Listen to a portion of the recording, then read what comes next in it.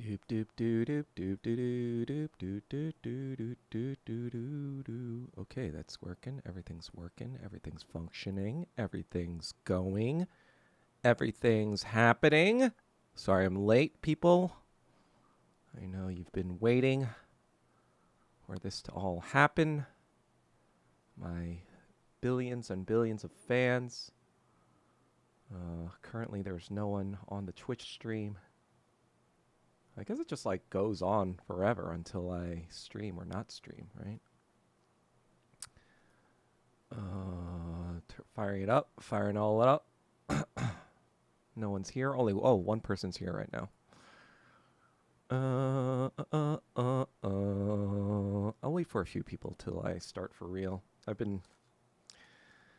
had to get some food. As many of you may know, I am a human being.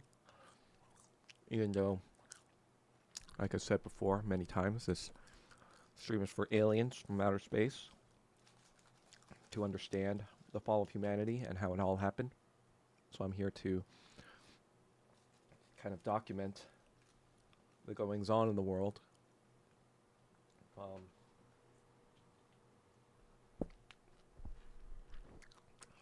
Funny kind of anecdote recently. Maybe I should have that not follow me so you guys don't like follow my every fucking move. This is a mukbang. There's a mukbang stream too. There's all kinds of stream.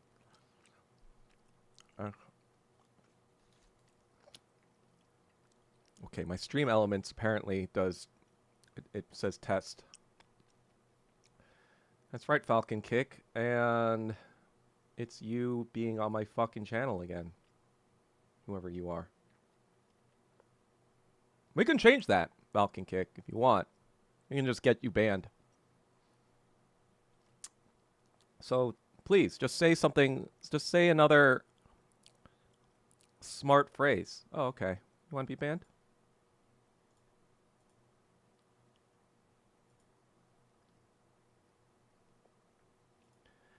Goodbye, bitch.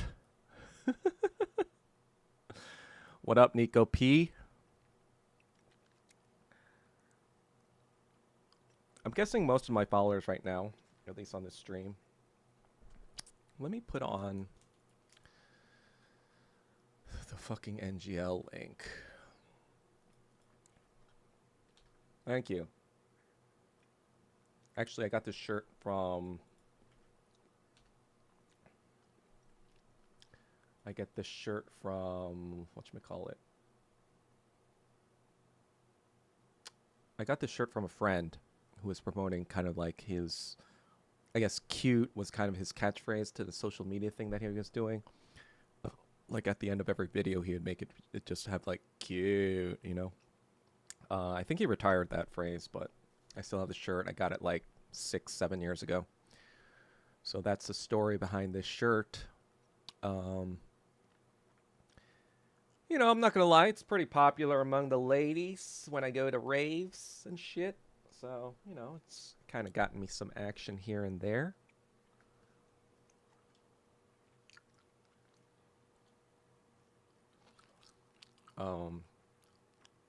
There we go.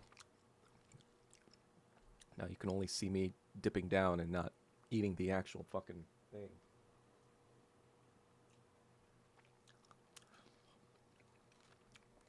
So, I guess if this is a mukbang, maybe I should have it follow me. Just kidding, it's not really a mukbang. Anyway, I saw Fantastic Four. I don't know how much of you guys like actually like read the comics. For the longest time, I think Fantastic Four was Marvel's second most popular comic series. Well, no. I think it was third. I think Spider-Man was always top dog.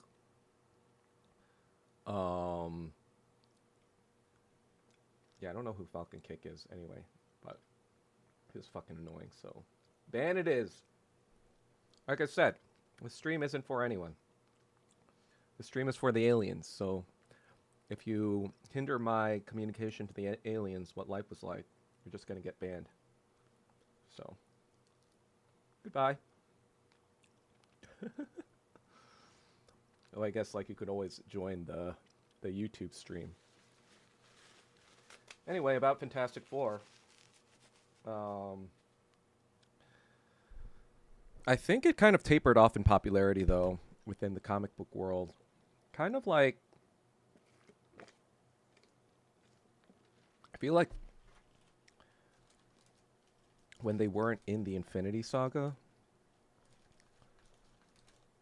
I don't know. I feel like they were kind of replaced by Adam Warlock and some other stuff as more like cosmic related stories that were going on during the time. At least that's what I was reading in the mid to late 90s.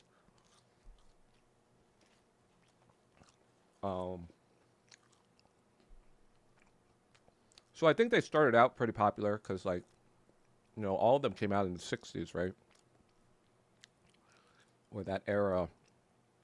I mean, Fantastic Four seemed much more suited for the 60s than, you know, obviously today or even the 90s. Because it did have that traditional family-oriented kind of outlook that has kind of eroded, you know. And I have my own theories about that in American society and how Zionism kind of relates to the kind of breakdown of the entire cultural fabric that we have in America.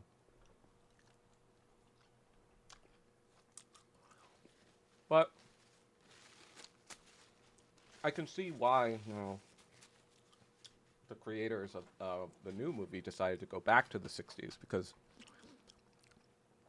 it does fit that era and it doesn't feel strange, you know? I think especially with wokenomics and girl bosses and, you know, the whole message of Western liberalism of like women shouldn't have to have kids or something like that, you know, like, or more the idea that kids are a burden to women's independence. And while that might be true to an extent, that kind of like makes the assumption that being married in general is this bad thing when, you know, a lot of women, you know, especially now, I think women are coming to realize, wait, this whole independence thing kind of sucks when, you know, nobody wants to date you because you're so independent. And it's kind of like, you know, that kind of stuff is falling apart, but it's still kind of like the norm in today's society in thinking this way. Fourth wave girl boss feminism, which makes sense why they put it in the 1960s, you know, back when Fantastic Four first came out, or 1970s, something like that, you know, like I don't know when in this timeline the Apollo landings happened, but presumably, you know, Reed Richards is surpassing the NASA or whatever at this point. It's also kind of interesting because, you know, Marvel is very much an American sort of product in that it was created most of it, I mean, like, yeah, it was Captain America started during 1939 and the World War II and all that stuff. But it really started in the Cold War era. You know, X-Men, for example, was pretty much an allegory for the civil rights movement, which is why Marvel is so popular with Black Americans. Obviously, Professor X represented Martin Luther King, and Malcolm X represented, well, I mean, that's why you have that big X, right? Where do you think that fucking comes from? The X-Men. That's Magneto. You know, Marvel's most popular villain is represented by Malcolm X. And similarly, you know, the Avengers kind of represent American military power. They're more kind of like right wing, and they're kind of like, because these Avengers are American, they obviously are an extension of American imperialism and are thus kind of like the protectors of the world. It's like kind of like encasing American imperialism in this sort of like protectionary role.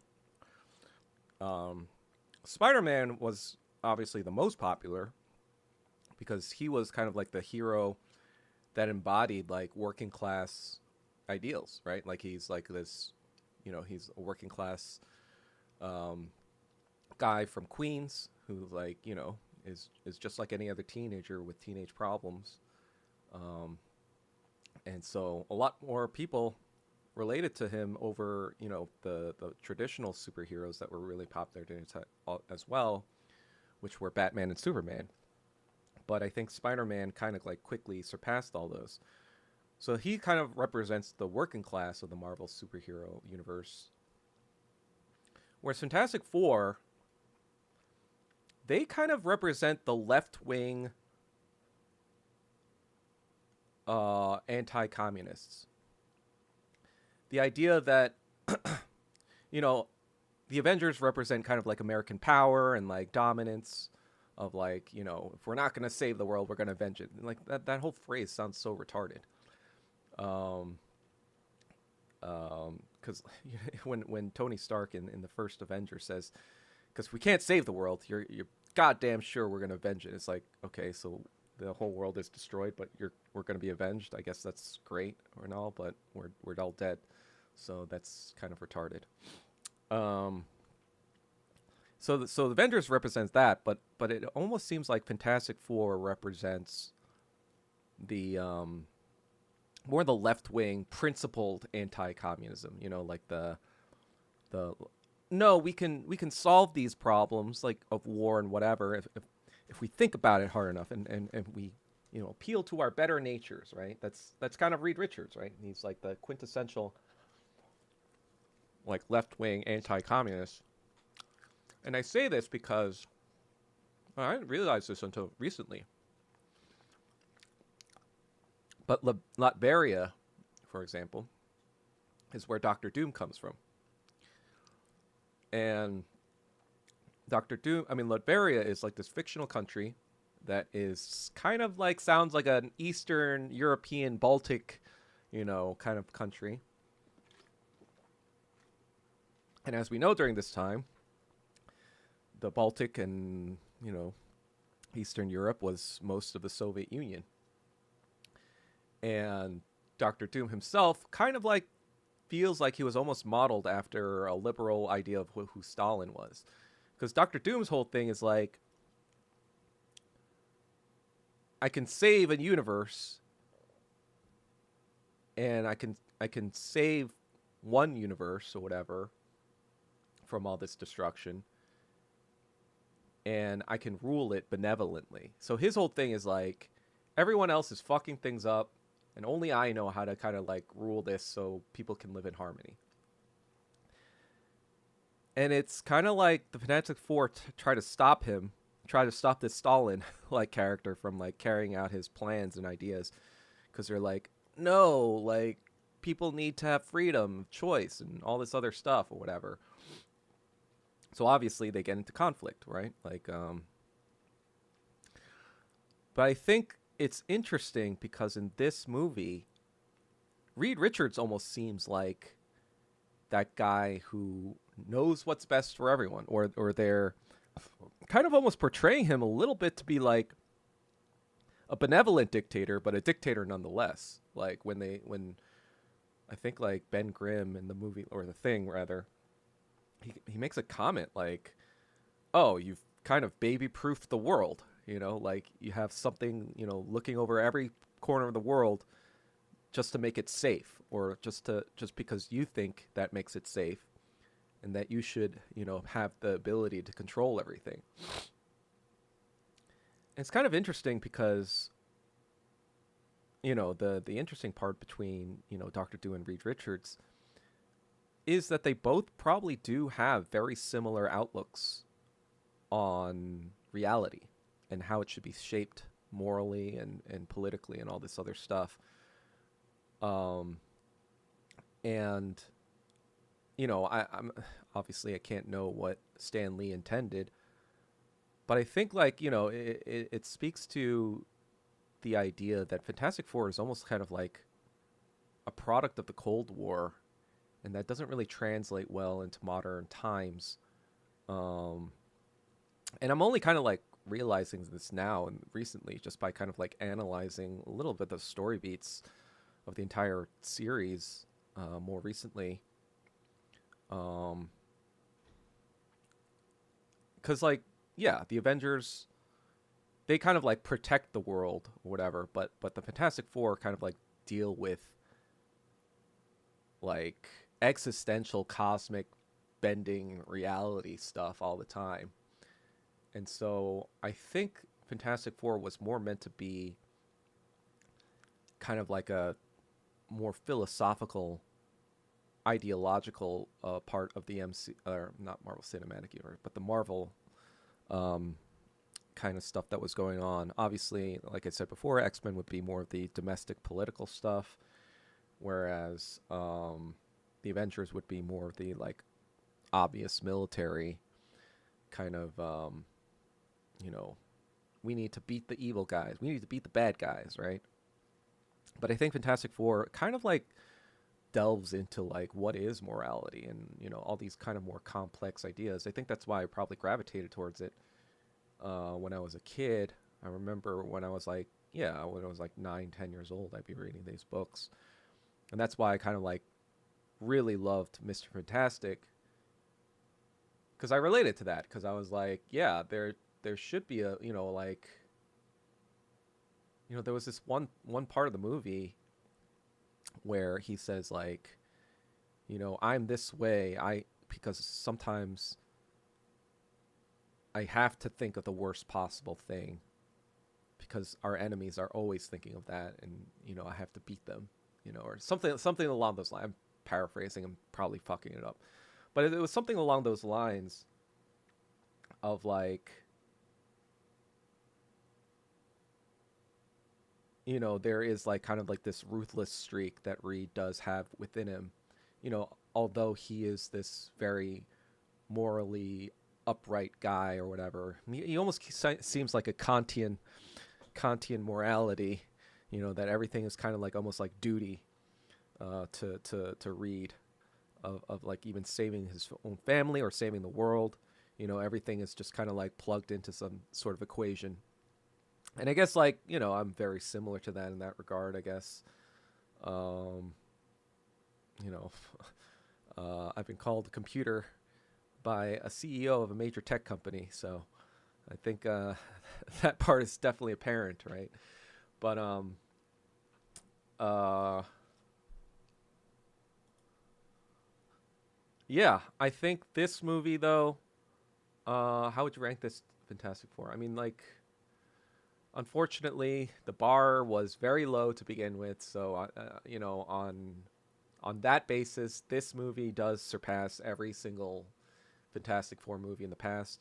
Just because, like, obviously the special effects and whatever are all there too, in making like Galactus look pretty good. But then the special effects were actually kind of wonky in some places.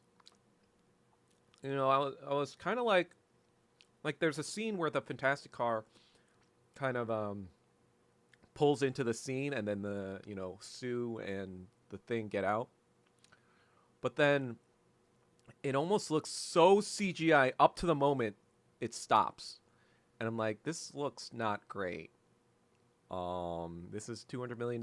Is like, I guess they might have spent all that money on the reshoots. But basically, yeah, I think if you're to judge it as a standalone movie by itself, it's neither the greatest thing ever, but it's not terrible dog shit like the rest of Phase 4, 5, 6 were. And so, on a technical level, the movie is A, the best Fantastic Four film. Low bar, though. B, it's probably the best Marvel film since No Way Home.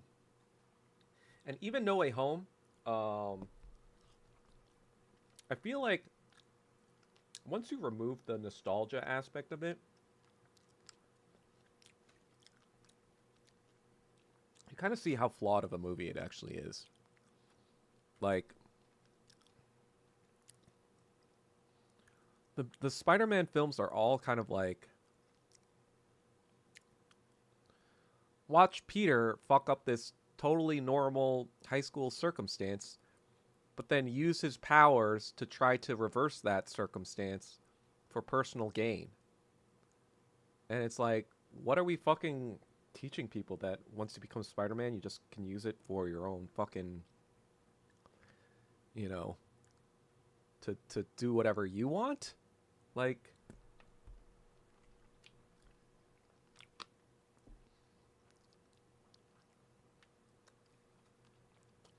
for example, the first one, right? Like, it's all about him trying to get into Iron Man's good graces so he can become an Avenger. You know? The second movie, it's all about, like, him using the fucking glasses to help him, you know, get closer with MJ. And then third one, it's just fucking him using, you know, Doctor Strange's power to try to get him and his friends into MIT. It's like, what the fuck are these stupid fucking movies? But anyway, so Fantastic Four, best movie since that, or really since, like, in my opinion, Infinity War. Infinity War was the peak Marvel. After that, 2018, it was over. There's never been, like, Endgame, I thought was mid at the time. You know, obviously it did really well, but I attribute that more to, you know, it was the final chapter of, like, a literally 11-year saga. You know, 2008 was the Incredible Hulk, I think. Or maybe it was 2007. And 2008 was Iron Man as well. So then, it was like the last movie of an 11-year saga. So, of course, it's going to do well. It doesn't mean it's better. And so, with this Fantastic Four, though, it almost feels like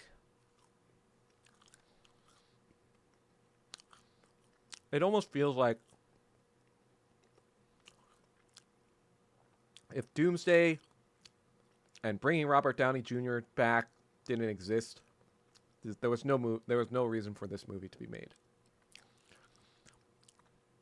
Like, it doesn't, like, for any Fantastic Four fan, or Fantastic Four fan, the film will be fine because it realistically portrays everything you've kind of, like, read in the comics and kind of understand to know these characters and everything like that. But as far as, like, you know, me personally as a fan of Fantastic Four, I was just kind of like, I was almost kind of like, okay, and then what? You know, it almost like was usually in these bad Marvel films, it's like, oh God, you can't wait for it to be over. But in this one, the problem was it felt like they were just fucking force feeding us all this info so quickly because, like, they know Doomsday is coming, so we gotta explicate, we gotta fucking, you know, what they should have done.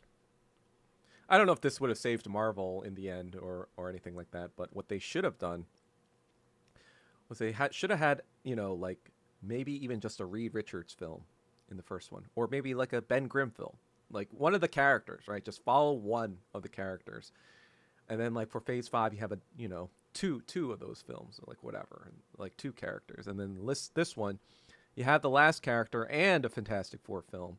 That way, you, like, really build these characters up, because if they are supposed to be the next Avengers level kind of like franchise, then you got to build them up the same way you did the Avengers. And while we got to know some of these characters and the way that they are in the comics, like in this film, it just everything felt rushed. It almost felt like Galactus and Silver Surfer were. It's like, oh, you know who these guys are. You don't need to really. Like, there were some things, like, it was like, there are some things that they teased, and it's just kind of like, oh, wait, you didn't really go into that more. That sounded a little interesting.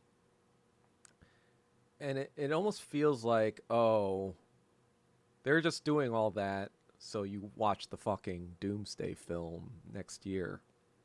Because I looked this up, and Marvel actually does not have any other film on its slate until, I think, Spider-Man 2026. There's a new Spider. I forgot what it's called. It's the fourth one. But that's also surprising because it comes out 5 years after the last Spider-Man. So Marvel is pretty desperate because they know they need they know they need to win audiences back. But it almost feels like this was a Phase 4 film. This should have been a Phase 4 film. This shouldn't have been a Phase 6 film.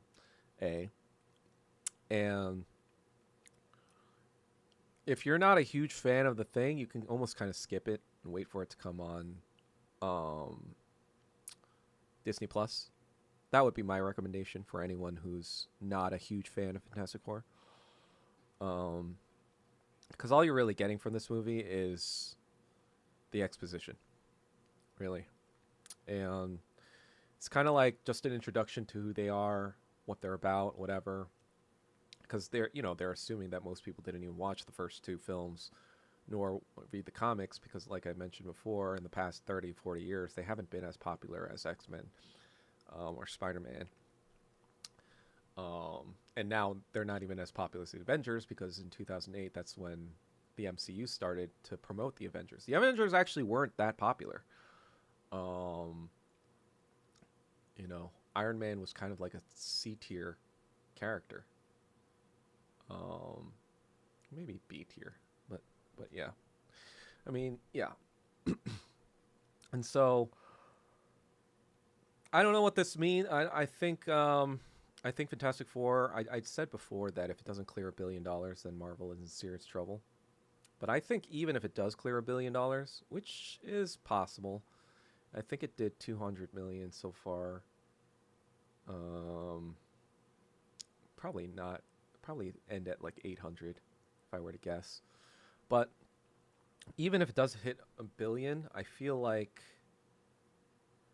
just like even walking out of that theater, it was first of all, they didn't even have like a late night showing. So that shows you how much demand has kind of like crushed. And this is supposed to be a flagship, right? This is supposed to be a flagship part of the franchise. So you had an unpacked 10 p.m. showing on a Friday. The row next to me was all fucking empty. And then even like, they clapped a little bit during the Dolby, the fucking thing that, 10, 9, 8, 7, 6, the IMAX thing. And then on 4, it turns into like, Fantastic Four type stuff or whatever. So people were cheering or whatever. But it's kind of like during the movie, you could just feel it. You could just feel the madness, There was no like real cheering throughout the movie, or when they're fighting Galactus, etc., etc. It was just kind of like, okay, that was a film, that was a film. At least it wasn't bad. At least it wasn't terrible. At least it was better than Superman. Like you have all these fucking at leasts, and sup D Wallace. I actually didn't like the first Iron Man movie. Well, it's not that I didn't like it. I thought it was okay because, that was the same year that The Dark Knight came out, and The Dark Knight came out already, and I was like, come on. If we're talking about an actual like film, like let's be real. Super like fucking Nolan showed you how to do the superhero film. There I'm just kind of like there's like when you really think about it, Scorsese is very, he was very prescient in when he called like these movies like these theme park rides, right? Because what is like a movie or what is art even? Because at the fundamental level, art is supposed to be something that you think about. You are compelled to examine something you haven't examined before, right? Like, or an idea that you haven't examined before, or kind of like, because like most art is either tragedy or comedy, right? It's either remarking about the condition of life and how it should be, right? That's the tragedy, and the comedy is like the condition of life and why it's kind of absurd or weird or funny. And so when I look at Fantastic Four, it just feels like it's going through the beats of the story of the Fantastic Four without any of the debate or the ideas behind it. Or there is a debate or an idea. For example, kind of a small spoiler, but in the beginning of the film, it becomes apparent that it's the same kind of idea of like, do we sacrifice one person or do we sacrifice the entire planet? It's kind of like very Squid Game 3-esque sort of moral dilemma that happens. But then this dilemma is like explored for like all of 5 seconds, and then it's like, nope, we're just gonna save the world, so you don't have to worry about it. And I'm just kind of like, all right. We all know that the real Reed would fucking like agonize over this for like fucking in a curled up fetal position for like days on end. But it's just kind of like, nope, we're in charge, so any concerns you might have, fuck you.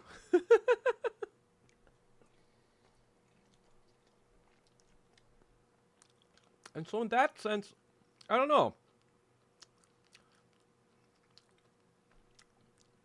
Like it was a more realistic and more, I guess, grounded Fantastic Four than anything else, but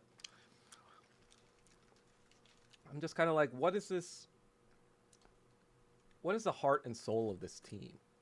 Like, what is this team really like? And you know what the other thing too is?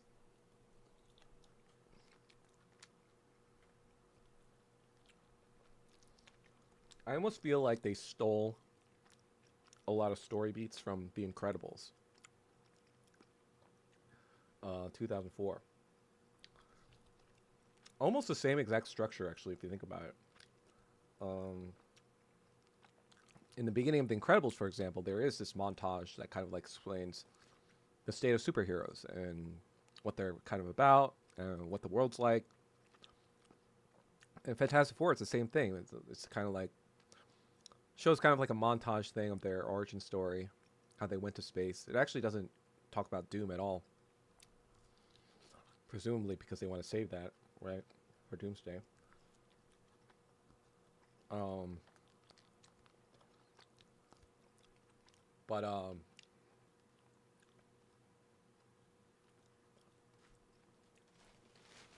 Yeah, and then you can kind of feel like they almost like went over to their Pixar archives and were like, you know what? The Incredibles was actually the first time a Fantastic Four movie has been successful, so why don't we just kind of copy that?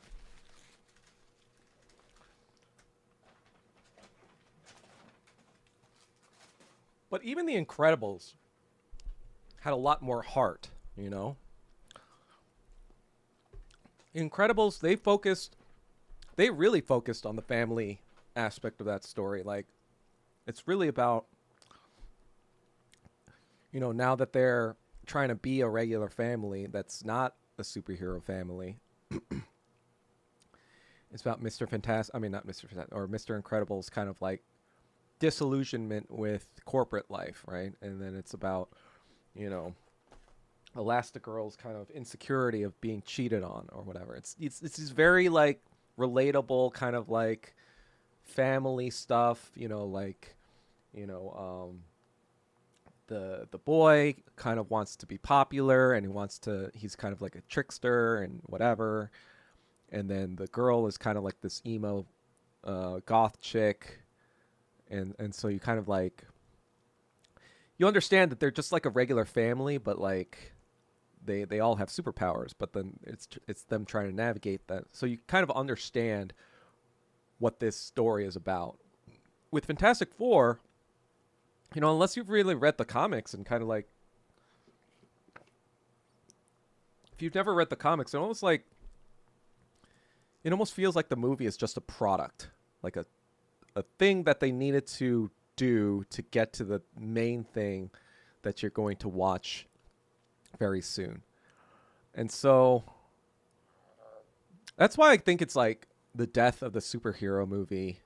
Obviously superhero movies aren't going to like die tomorrow, right? Obviously there's many planned for next year, and I'm sure DC and the MCU have many more plans or whatever. It's not going to die tomorrow.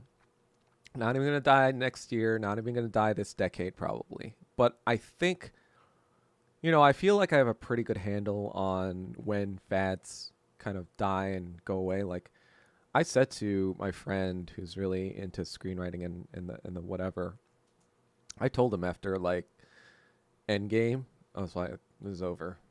It's done. Like, it's never going to achieve this level of ubiquitousness ever again. And, I was aided by a pandemic, I guess, but I was just kind of like, yeah, I kind of saw it coming. Superhero fatigue is real. I think people didn't think it was going to happen because I think in the moment, people don't think anything's going to end in the moment when it seems so dominant. But that's kind of like also propaganda too. That's what the people who are dominant want you to think. They want you to think that. But I think when you really think about it, though, everything has its day under the sun, and then everything kind of just becomes repetitive slop. It's just kind of like with other stuff in Hollywood as well.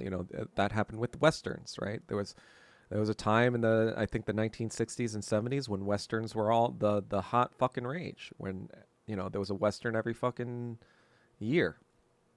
Nowadays, you don't really get Westerns. And it's just kind of like, the blockbuster kind of took over after that, and bigger and, bigger. And that's kind of like how you get the superhero, right? Because that's the ultimate culmination of these blockbusters. Like, how do we make a crazy action movie? Oh, I know. We make our fucking people super powered, so it looks like, this cosmic level. It's kind of like the fucking Dragon Ball problem, right? Like, oh well, at level 3,000, he was able to beat this guy, so the next guy is going to be level 4,000, right? It's just kind of like this ridiculous. We're not talking about themes and ideas anymore. We're just talking about, just fucking how big are your explosions, and we have now come to that point in the MCU and superhero films in general. I didn't watch Superman. I don't need to. I've already heard that it's mid as fuck. I did hear that I didn't watch Superman, but I did hear that Fantastic Four is better than Superman. It's not that I didn't like. Well, yeah, I guess like as a fan of the comics, I didn't like Fantastic Four because like I expected so much more out of it, right? As a fan. But as a film, it's like It's all right. You know, it's like it didn't make me angry, I guess, or it didn't make me. Well, maybe it should have. Maybe that would have been better if it made me angry. But it just felt like now, there was none of the joy of a Marvel film. And maybe that joy is never going to come back because a lot of the reason, like I've probably discussed this many times before, but like I said, even in this podcast, the Avengers represent American military power. They represent that America is this righteous place, and whenever it uses power, it's to defend other people, to avenge them, to make sure the world is an orderly place, and these threats don't come. When they talk about cosmic level threats like Thanos or whatever, that's really like just stand-ins for the Chinese or communists or the, blah blah blah. That's pretty much what it represents. And so, um,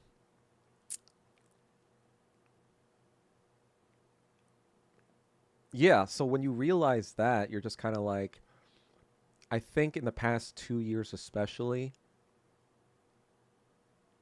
because of Israel, because of the realization that, you know, like the foundational myth of America is that we are the heroes of the world, is that, you know, the world needed us to step in World War One and World War Two to save it from the crazy Germans who are trying to take over the world, right? That's the foundational myth of America. So like when you believe that, now Hollywood makes stories based on that premise.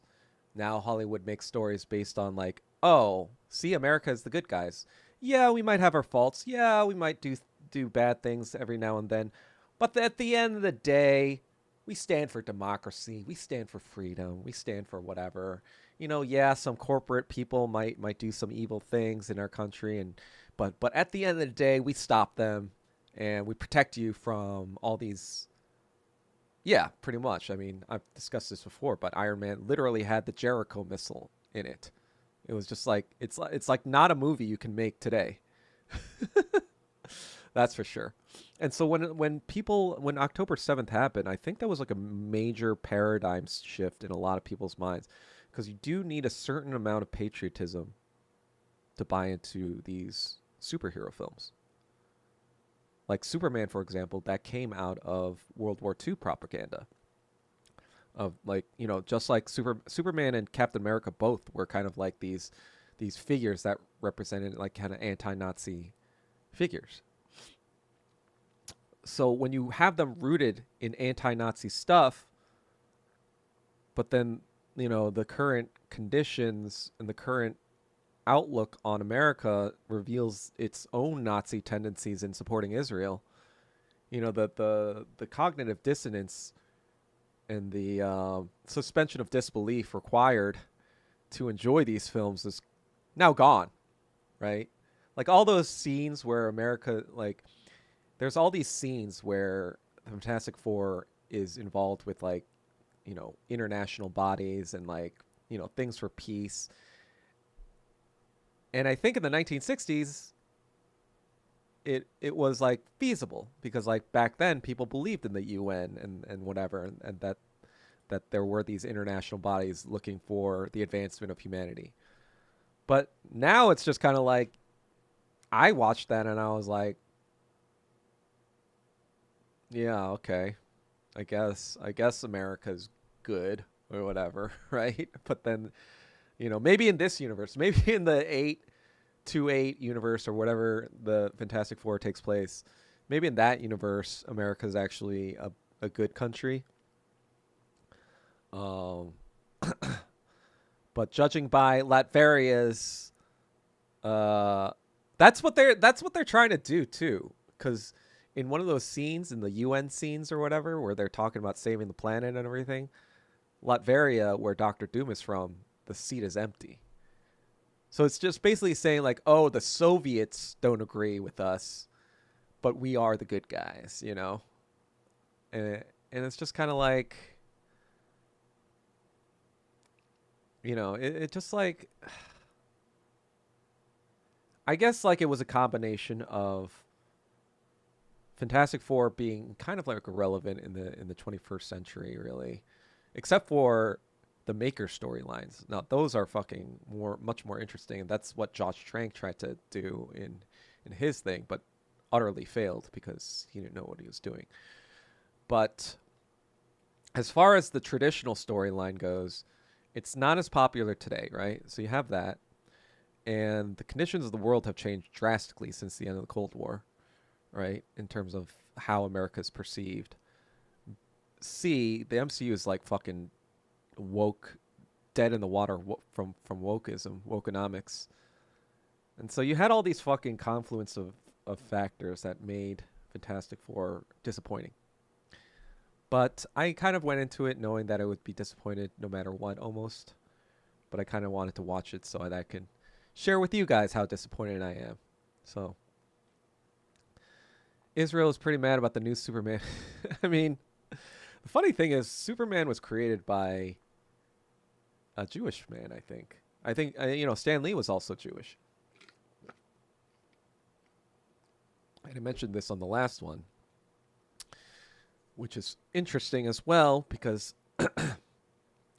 Nietzsche, who was a very celebrated philosopher in the Nazi regime, was also rehabilitated by a Jewish man. So it's just kind of like, wait a second, what is going on with this overman idea? The whole concept of a superhero is also kind of like, it is sacrilegious in a way, or it's anti-Christian at least. Because it's basically saying, oh, we've turned man into a god. We've turned man into a person that can have more power over other men. And the way they justify it in superhero land is like, oh, there are these aliens that are coming to get us, right? This is like the ideological kind of like justification for these superheroes. But then in actuality, that's just an allegory for Chinese people or Russian people and communism. We need to defend you from communism is basically the underlying message in all these fucking Marvel films. And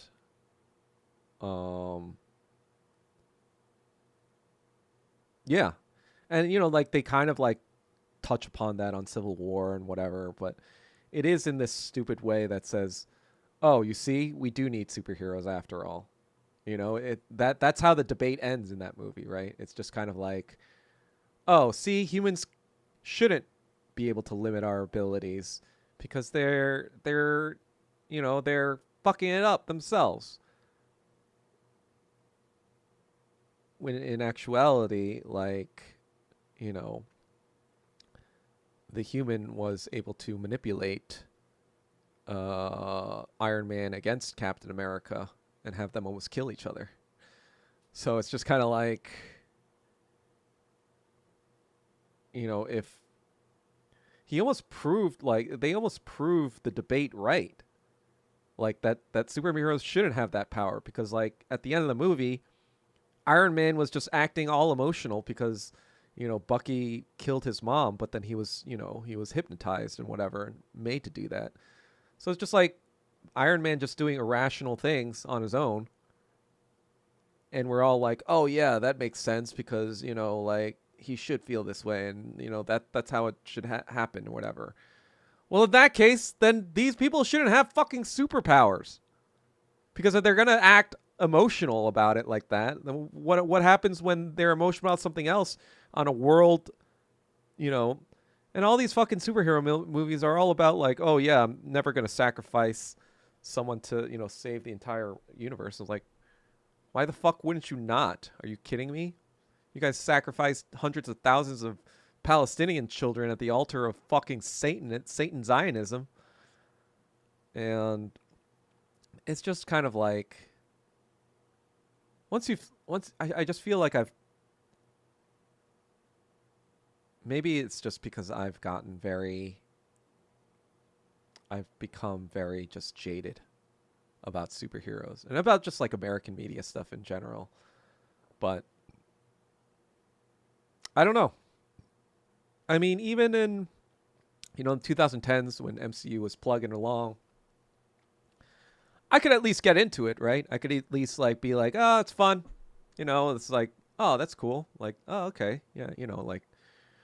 But I feel like nowadays, like any superhero movie, the only superhero movie I think I really liked was the Batman in the 2020s. Um, I guess I really like Batman, huh?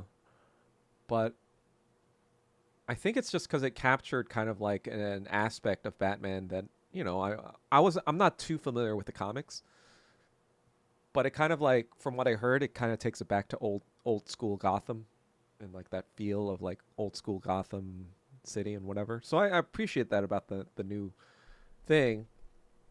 But I guess like with the Fantastic Four, it just felt like they were trying to do that, but it all felt so hollow. It all felt so.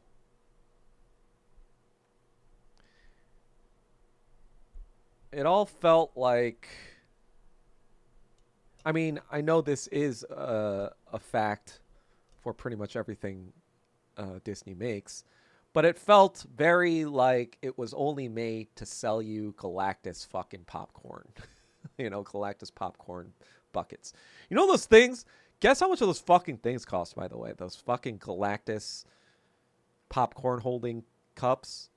Those were $80 fucking dollars. I'm like, I'm sorry, but like that just. First of all, that's creepy. I mean, like eating popcorn out of a thing that has like a face at the bottom. Just kind of like this is kind of weird. Um, but also, it's just kind of like I feel like it's one of those things that you only see on one of those fucking gaming influencers, like in their rooms and shit. Um, that's the white autism that we are not a fan of on this channel. But yeah. Anyhow, that's my thoughts on Fantastic Four. Um, I also, I don't know if I might have finished this actually before the last episode, but oh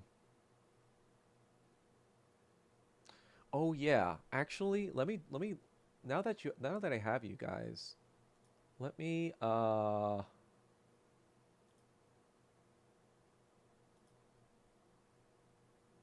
general.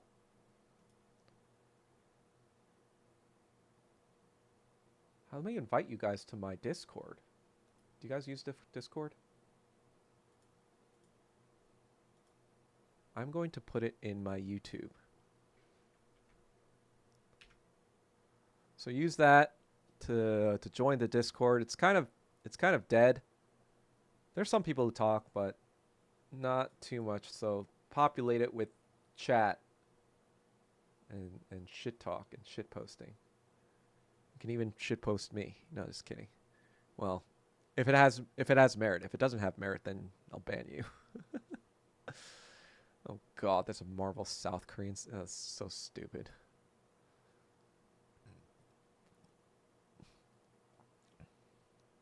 I don't know. Holy cow! I did not buy that stupid shit. Um.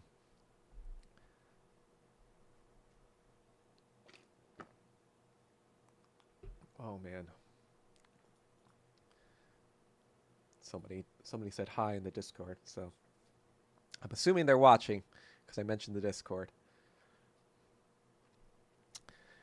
Anyway, I don't know what else to say. I mean,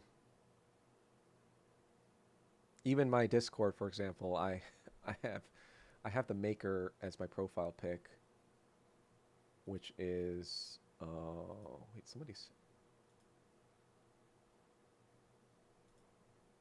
which is the another universe is Reed Richards.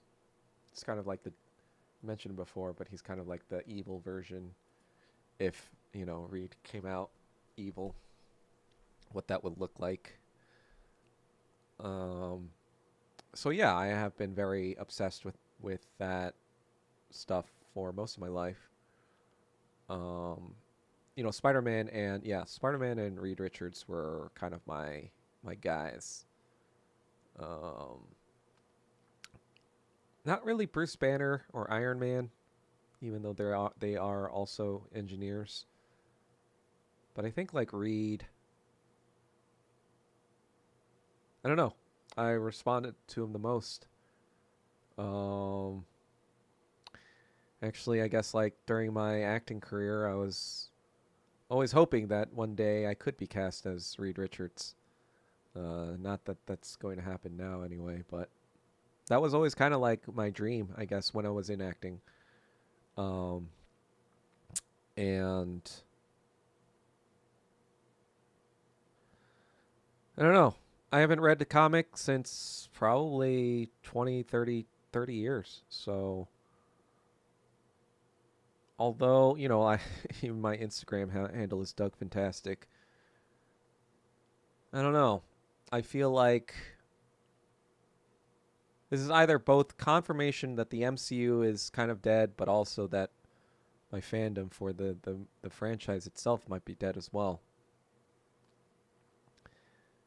Yeah, I think you can post link. What's going on? Did you post a link that didn't post?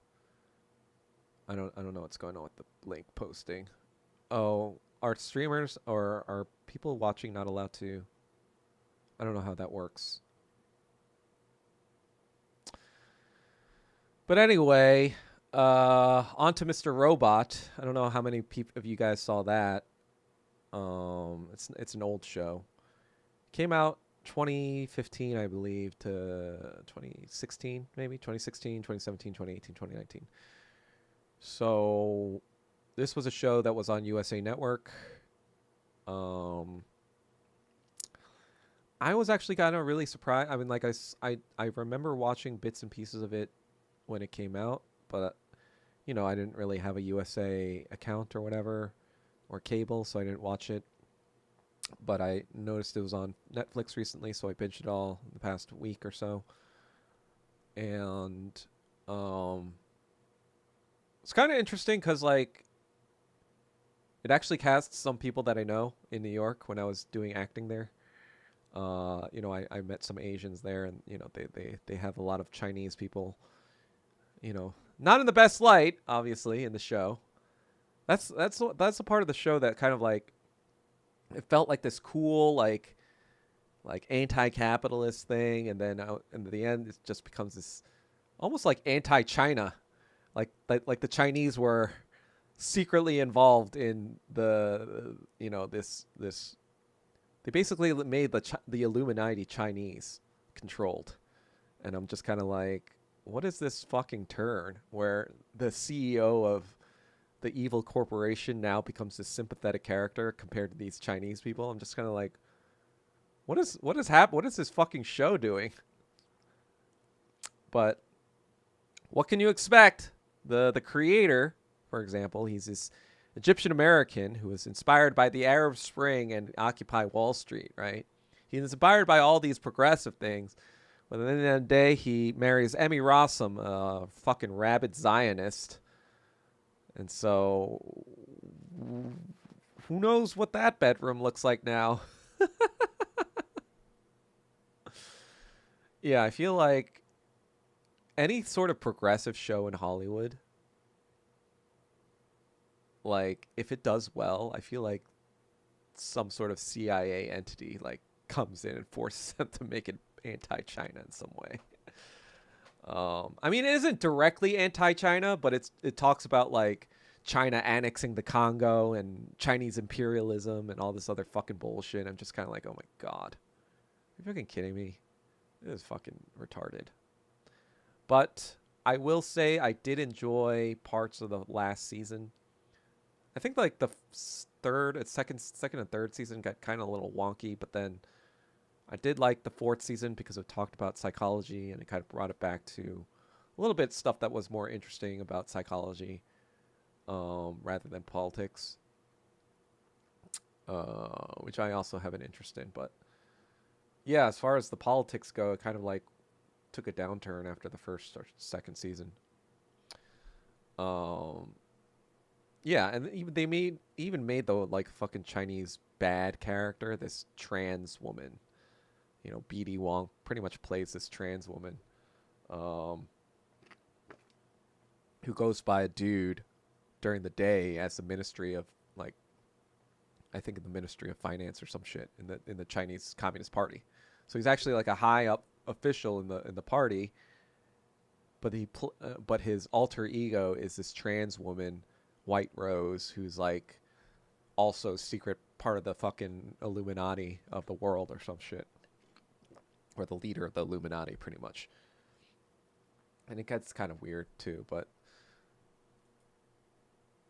I don't know.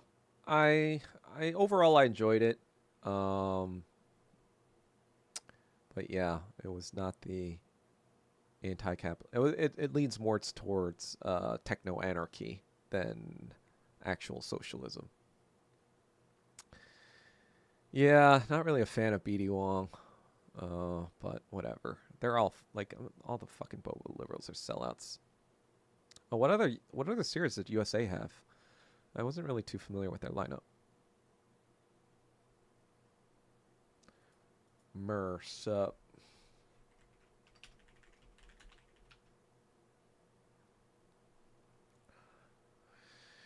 So, yeah, I guess not too many thoughts on that. I don't know if anyone else seen it or not. Maybe they can comment. All right.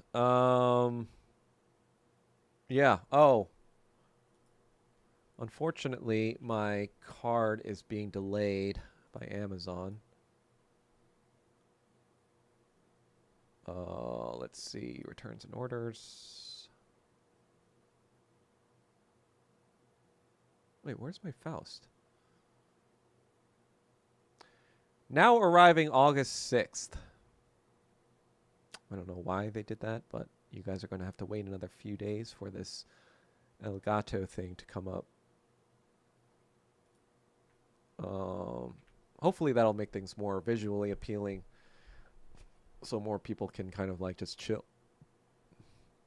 have something to watch if they're not interested in listening to me drone on about Fantastic Four for an hour or whatever. Burnos. I watched every now. Oh, I didn't watch Burnos, but I did watch all of Suits. I think Suits is just kind of like. It's actually funny because I think it was either last year or 2 years ago when Suits came out on Netflix, and it became quickly their most watched show of all time. Like it was like something like 1 billion minutes watched in like a month or something like that, or like several billion minutes. It's just like very, it's one of those very addicting shows. But when you really like delve into it, you're just kind of like, man, are all lawyers just psychopaths? You're like, oh, well, look at what I can do to get you out of this thing and whatever. But, that most of the time you can't get out of. It's like, wait, so you're just helping rich people get out of bad situations? Isn't that just fucking fascism? But it is fun, it's just kind of like a cat and mouse. Will they, won't they catch Mike Ross and all this other shit. Kind of falls apart after Mike Ross gets caught and goes to jail and whatever. And it's just kind of like everything's just like about this Harvard shit and like every needing to go to Harvard, and it just becomes ridiculous slop after a while. But Lewis to me represents kind of like liberal Zionism. Lewis is just liberal Zionism to me now. I swear to God, after Israel, like, I can't enjoy I can't enjoy Hollywood stuff at all now. Like, especially Spielberg stuff. I'm just kind of like, this is all fucking slop. This is all fucking propaganda.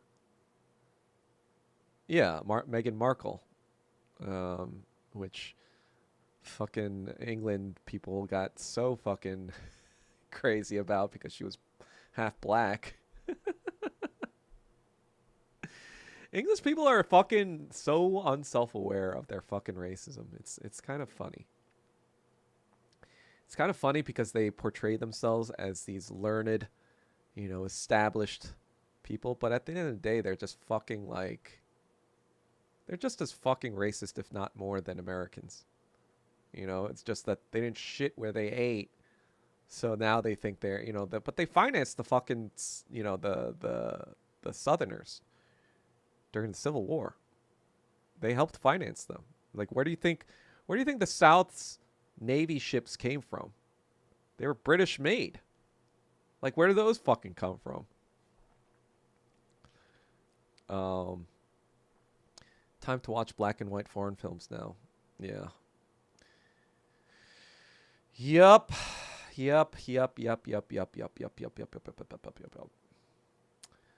I guess as far as what I'm reading these days, I guess I can update that or whatever. I've been reading Kant's biography. Kant, as you may know, was a philosopher in Germany in the 1700s. 1724 he was born. He was regarded as almost the quintessential Enlightenment philosopher. I'm kind of reading all these philosophers and their biographies to kind of get a sense of where their ideas came from. Been also reading this book, another Lucerdo book. It's kind of similar to his liberalism book, but this one more goes into how different sort of leaders in liberal history have tried to make the argument that democracy should be used to essentially elect a Führer.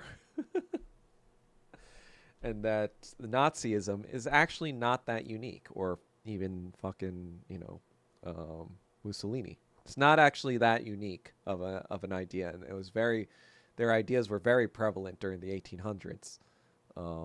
It was just that during the 1800s, it was England and the Americans who were mostly in control. And so, since they didn't lose, they weren't called fascists in the end. But Woodrow Wilson, for example, was very fucking fascist, especially in the conducting of World War I. His emergency powers to basically enter that war. And his subsequent squelching of socialist kind of movements that were happening in the country. And so, yeah, that's what I've been learning about. I've been also reading the German ideology. This is kind of like one of the more important Marxist texts, where Capital talks about the economic theory about capitalism, right? Like about how capitalism works exactly. This is more kind of like a summary of like what philosophers have talked about so far about politics and their own kind of interpretation of those debates. Marx and Engels, and kind of like, talking about like their own background as the young Hegelians, who are greatly inspired by Hegel, right? And so I haven't gotten too deep into that, but I'm reading that. I hope to be finished. I think I'm going to just fucking go into the tank and finish the script about Breaking Bad and communism this week. I just have to do it. It's just something I have to do. So I'll be doing that. Hopefully done by the end of the month. What else is going on? I guess this is the part where I can look up if you guys put up questions in my questions section.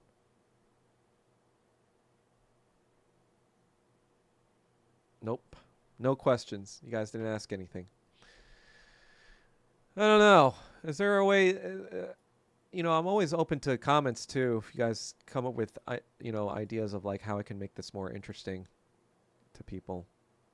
Yeah, I mean, I joke with that it's for aliens only and it's for myself, but sometimes if a tree falls in the forest and the aliens aren't there to hear it, doesn't really fall. It's interesting because Kant actually believed in aliens or the possibility of aliens. He didn't quite get to the point where he talked about whether the aliens needed another Jesus to save them, or if they were saved by the same Jesus, or if that process needed to, happen again. He somewhat avoided religious debates in that regard. There's a good wings place owned by a Chinese family, that mall on Duke Street. Oh, is that like 9th Street? I don't know. It's been literally... I have not been to North Carolina since 2009. So I am, yeah. I'm like not there at all. In the end, it doesn't even matter. All right. You know what? That's what I'm going to do because I think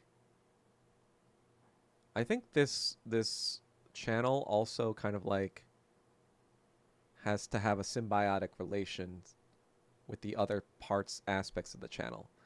So I've got the big video dissertations that I make the short films with that I think are trying to bring people to the fucking thing. And so I just need to make more of those fucking video essays. I need to just do that. In the past couple months, 3 months, there have been extenuating circumstances, let's just call it that have prevented me from focusing on those kinds of projects. But I think now I can really hone down on it. Hoping to just fucking do it.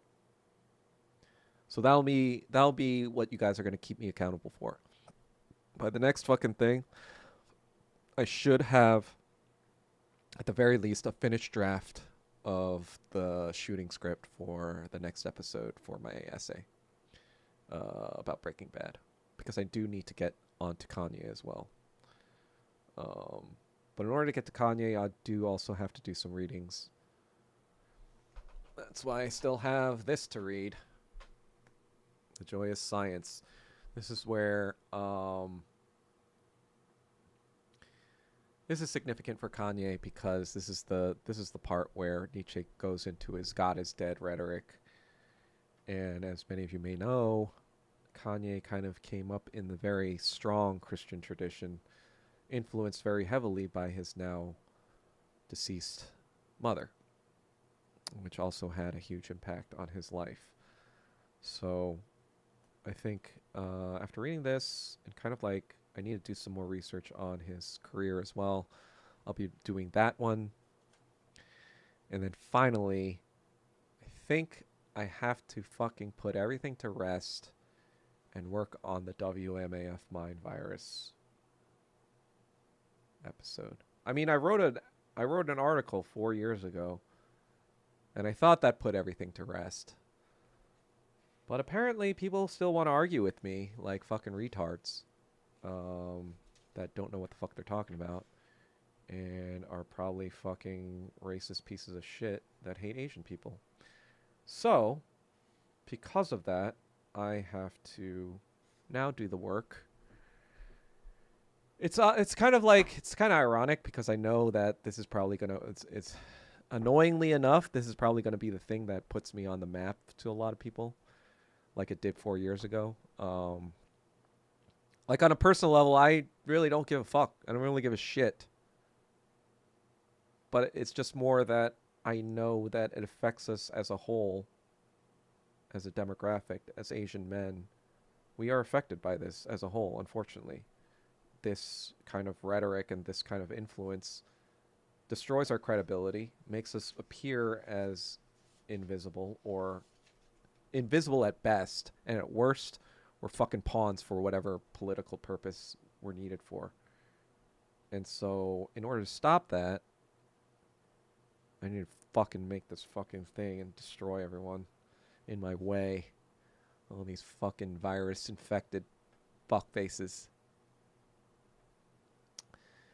I should make a sequel to Forever Young. No, I will not be doing that. Too many of these couples in Asian spaces these days. Exactly. They're fucking retarded slop. Would you be interested in guests or debate? Actually, I might have a guest on. I'm not sure exactly which format I want to do that in. If I want to do that in the regular podcast format that I kind of have already with my former podcast host. So I am sort of kind of like, because I don't know if I want to make it into like one of these streams, because I feel like that's not exactly directed and whatever. So I do want to make some sort of effort into any sort of interview stuff that I do.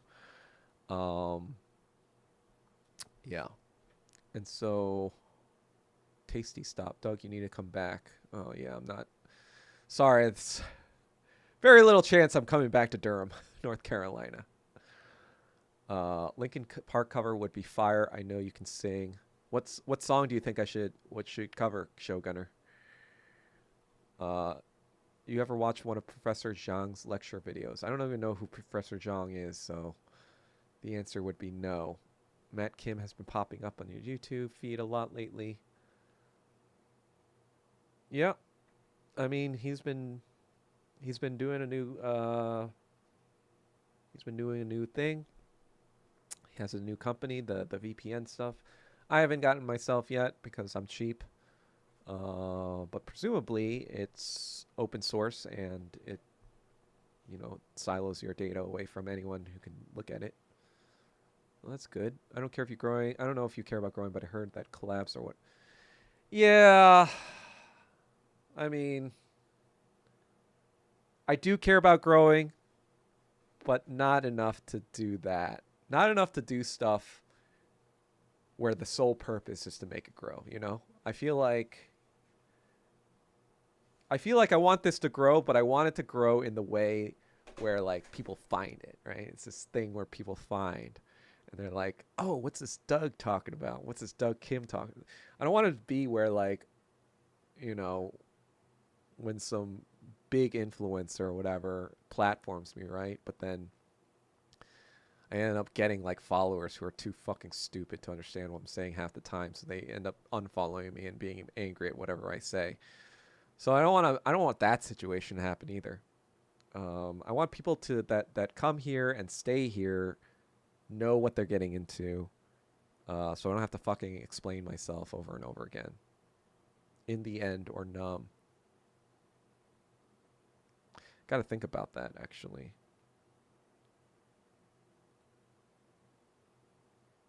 Would I want to? Would it be better? Because I listened to the Fort Minor album recently. I was wondering if I should cover one of those, even though it's Jap American. Fair enough, lol. Fair enough. I mean, if a good opportunity presents itself, probably not going to say no, but I'm not going to seek it out, I guess. Do you play instruments? Yep. I play the violin and I play the guitar. Did you not watch my music videos? Cover Fort Minor would be lit. That's right.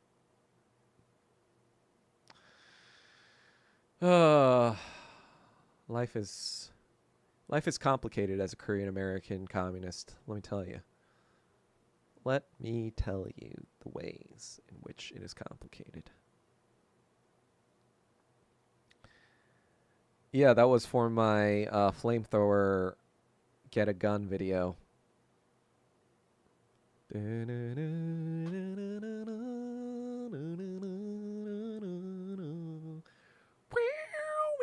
Actually, I only kind of mimed it. I was doing the right notes, but the sound was coming from my guitarist friend who actually was playing it like so that it sounded a lot cooler. So I did play the notes, right? That it, it matched with it, but there was a professional guitarist who was making that riff like. He does a lot of my music stuff. He did the music for this channel. He did music for um the shorts that I put up. He did music for Just Doug. Obviously I paid him. It's not like he did all this for free, but very cool guy, Norman Kim. If you guys want to acquire his services, he did also work on Dexter, I believe, with Daniel Licht. But yeah, life definitely is complicated as a communist, Shogunner. But I guess the Hegel in me would say that's just the way it is. That's just the way it's got to be, you know? The negative of the negative, right? The you gotta have adversity to understand what the truth is, right? You gotta see where the mistakes are to see where the truth is. But yeah, I always wanted to learn piano actually. So in 2020, I actually got a MIDI controller. I still have it. Actually, I might have it.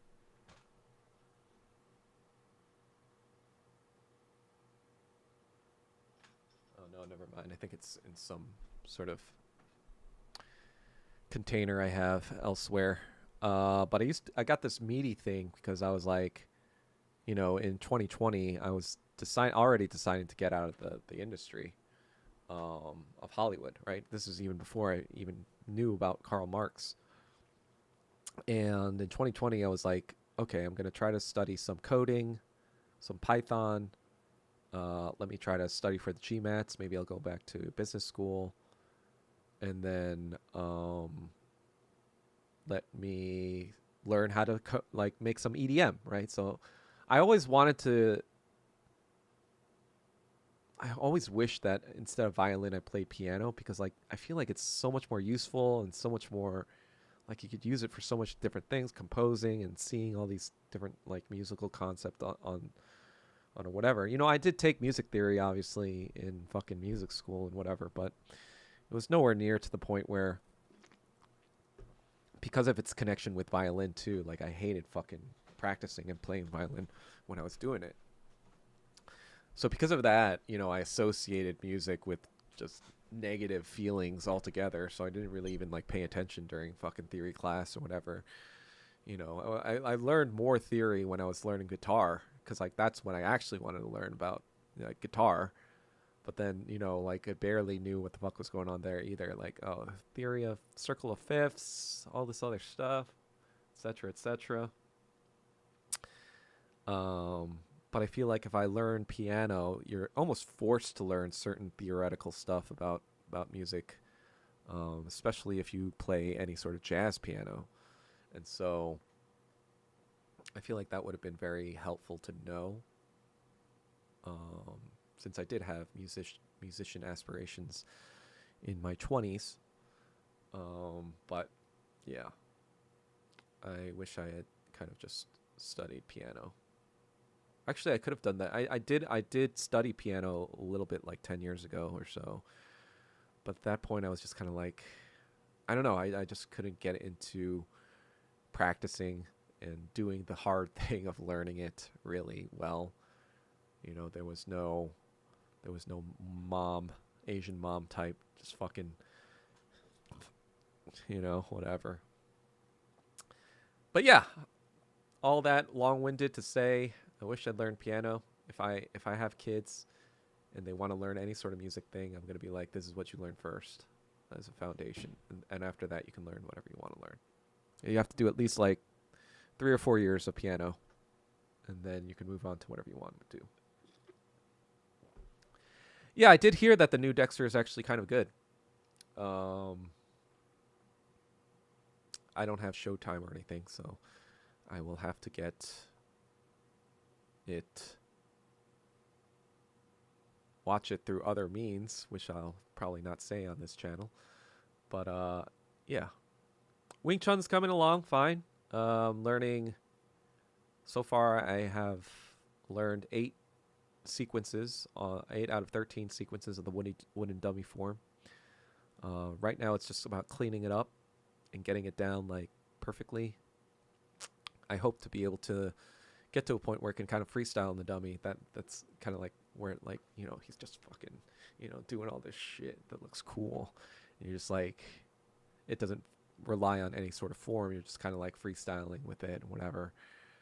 I want to be able to do that. That'll be cool.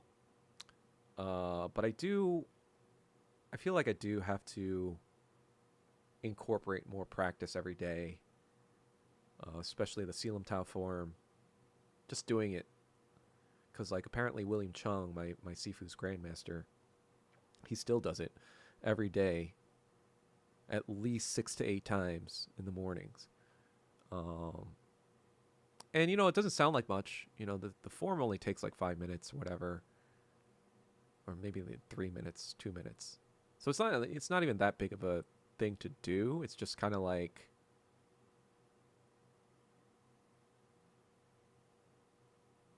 I don't know.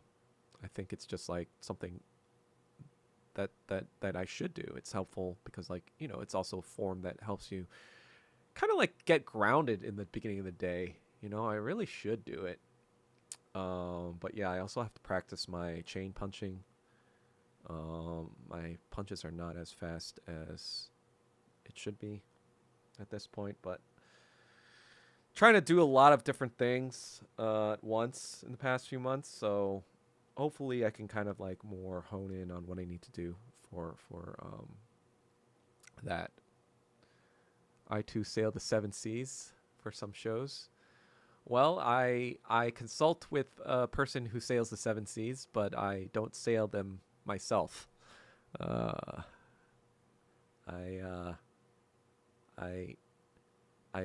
commission a sailor. I commission a captain for that cause.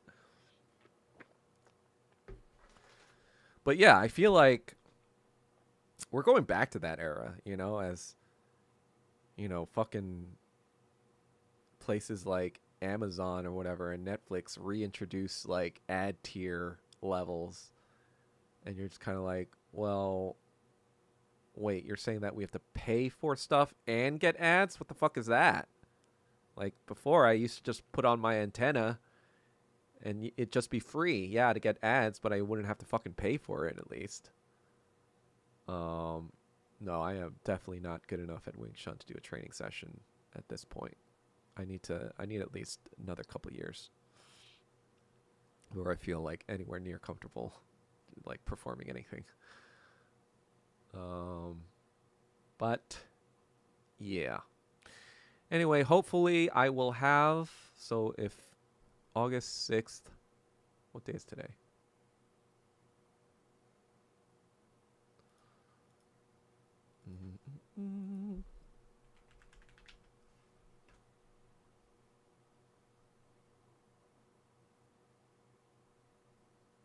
August 6th is next Wednesday. Jeez.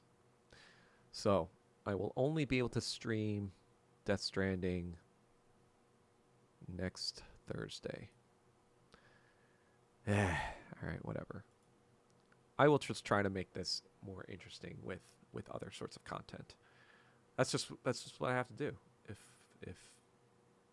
If you build it, people will come, right? Yeah, with Disney Plus, if you notice, it came out. When it came out, it was like $7 a month or $8 a month. Now it's at like $22 a month for the same fucking service if you want the full package that you got way back in 2019, 2020. But then, you know, the same $8, you even have to pay like $12 more than that package for the ad tier now. So you actually have to pay more and get ads than 5 years ago. And not only that, you know, Marvel slop has been just terrible. So I have no idea how they're going to retain subscribers now. Because people have soured on Marvel. People have soured on Star Wars. You know, other than Andor, everything else was fucking slop. And then people have even fucking, you know, turned on Pixar. Pixar used to be this thing where they never released a flop. You know, after they got rid of Lasseter for hugging too many women, I guess, or hugging too many people, Pixar just fucking died. Like, every other movie is a fucking flop at this point. Unless it's like, you know, Inside Out or fucking Toy Story 11 or whatever. You know, like, Pixar has just fucking, yo, what's up, Cucker, Tarleson? I'm about to end the stream, so hopefully you'll just catch what happened. But yeah. Anyway, that's all for now. Go away. I'm trying to end like Critical Drinker. I don't know. I don't know exactly when to end streams and when to begin them or how long they should go for. This feels like a decent place to stop, but I do want I don't mind there being not that many people per stream, but I guess like what I do want from you guys maybe for future streams is just like questions, you know, like, you know, do that question form that I put out, like, ask me anything about life. Actually, you know what? That's what I'm just going to call my next show, Ask Me Anything. That's what it's going to be. I'm going to put it out there on Twitter. Be like, this is the Ask Me Anything, you know. And I will probably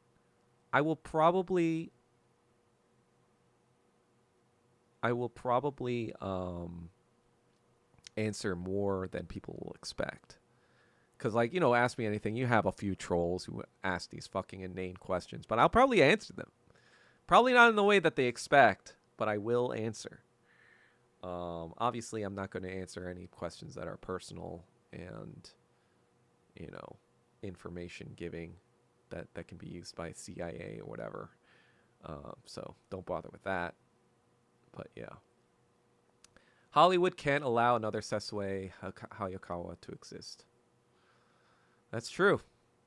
That's true. And, you know, I'll probably do a whole thing about that at some other point, about the Korean War and the Vietnam War and influencing those decisions. But you've kind of all heard it from me already. That's the other thing with these things. I'm just like, am I being too repetitive? I don't know. All right. So next time, there's going to be an Ask Me Anything episode. So come with questions. Come with all your burning questions about Doug Kim, because I won't be able to have the video game stuff until next week. So I need content. So give me questions, all right? All right. I'll talk to you guys later.